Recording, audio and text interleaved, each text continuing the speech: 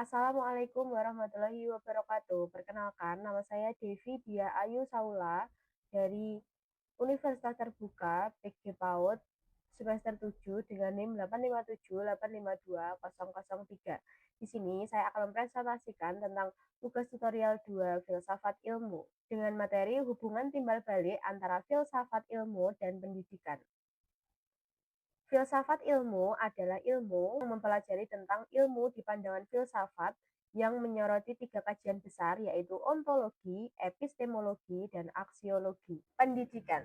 Pendidikan adalah suatu proses yang memediasi pembelajaran dan pemelajaran untuk memperoleh pengetahuan, meningkatkan kemampuan, memperoleh keterampilan, menanamkan dan menerima nilai, menguatkan keyakinan, dan memperbaiki sikap dan perilaku. Kesimpulannya, pendidikan adalah sebuah jembatan atau mediator yang dinamis. Ia tidak hanya mencerdaskan otak, kognitif, tetapi juga mengasah keterampilan tangan, psikomotorik, dan melembutkan hati, afektif. Hubungan timbal balik antara filsafat ilmu dan pendidikan. Hubungan antara filsafat ilmu dan pendidikan bersifat saling menguntungkan atau mutualis, saling mengajar atau didaktif, dan saling membenarkan atau dialektif. Peran filsafat ilmu dalam pendidikan. Yang pertama, sebagai eksistensi, mempertegas keberadaan dan kedudukan ilmu pendidikan. Yang kedua, keilmiahan, menjaga agar ilmu pendidikan tetap berjalan di atas koridor ilmiah atau metodologis dan rasional. Yang ketiga, nilai aksiologi, memastikan ilmu pendidikan tetap berpijak pada nilai-nilai yang benar. Jadi filsafat ilmu itu berperan mencermati persoalan-persoalan pendidikan agar praktik dan ilmu pendidikan dapat terus berkembang. Dan pendidikan memberikan wujud nyata bagi filsafat untuk mengembangkan dirinya sendiri sebagai sebuah bidang ilmu yang ilmiah. Peran pendidikan terhadap perkembangan filsafat ilmu. Yang pertama, pendidikan yang berkualitas menjaga agar tubuh pengetahuan filsafat ilmu tetap kuat dan sehat dalam fungsinya sebagai pisau tubuh keilmuan.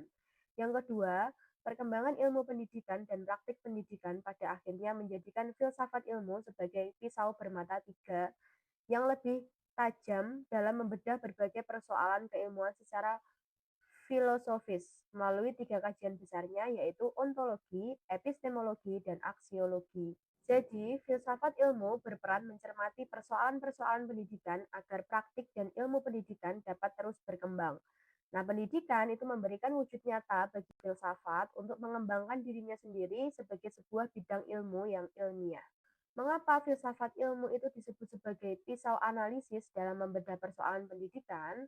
Filsafat ilmu disebut sebagai pisau analisis karena ia memiliki tiga pisau tajam, yaitu ontologi, epistemologi, dan aksiologi yang mampu membedah masalah pendidikan hingga ke akar-akarnya, bukan sekedar melihat gejala di permukaan.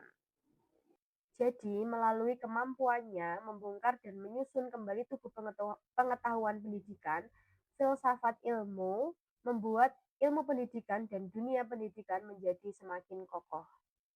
Penerapan filsafat ilmu dalam praktik pendidikan, kebijakan kurikulum. Contoh pada kurikulum Merdeka fase fondasi. Yang pertama, ontologi atau hakikatnya. Kurikulum dirancang tanpa mata pelajaran kaku karena hakikatnya anak TK belajar secara menyeluruh atau holistik. Kemudian, epistemologi atau metode. Kurikulum menetapkan prinsip bermain adalah belajar karena secara ilmiah anak membangun pengetahuan lewat eksplorasi, bukan ceramah. Yang ketiga, aksiologi atau nilai. Target utama kurikulum adalah membentuk karakter, profil pelajar Pancasila, dan kemandirian, bukan nilai angka akademik. Penerapan filsafat ilmu dalam praktik pendidikan, proses pembelajaran di kelas. Ya, contoh belajar menanam pohon. Ontologi hakikat, itu guru menghargai keunikan anak, tidak memaksakan semua anak menanam dengan cara atau hasil yang seragam. Epistemologi atau metode, yaitu anak belajar lewat pengalaman langsung, learning by doing, yaitu menyentuh tanah dan menyiram tanaman, bukan sekedar melihat gambar di papan tulis. Yang ketiga, aksiologi atau nilai, yaitu saat anak menumpahkan air, guru mengajarinya cara mengelapnya Ini menerapkan nilai tanggung jawab dan etika secara langsung. Cukup sekian dari saya, banyak kurangnya saya minta maaf yang sebesar-besarnya. Wassalamualaikum warahmatullahi wabarakatuh.